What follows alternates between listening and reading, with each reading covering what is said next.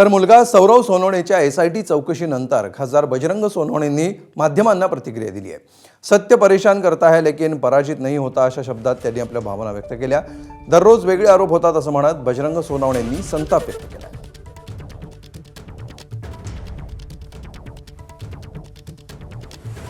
सत्य परेशान करता है, पराजित नहीं।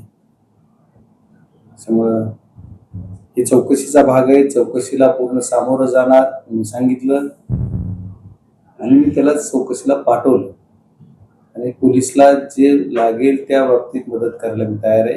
काल SIT पूर्ण दिवसभर रात्रभर माझ्या घरी होती। मी रात्री सकाळी पर्यंत SITची सर्व टीम माझ्या घरी होती। लोकप्रतिनिधी म्हणून माझी जबाबदारी होती वडिलांपेक्षा जास्त की लोकांना सत्य काय ते कळायला पाहिजे, म्हणून मी त्याला जाण्यास सांगितलं आणि ते 2 मिनिटात राजी झाला, तो गेलाय।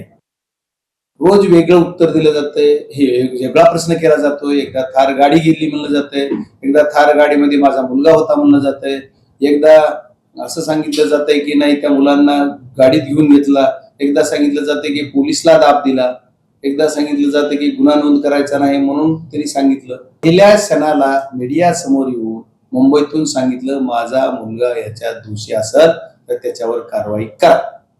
बालपणापासून आता तो 22 वर्षाचा झालाय, त्यामुळे काळापासून पूर्ण व्हिडिओ काढा सोशल मीडियाला कुठं असले तर त्यानं जिथं कुणाला रागावून बघितलेलं जर झालं ना तर मी स्वतः जिथं म्हणेल तिथं जर माफी मागेल।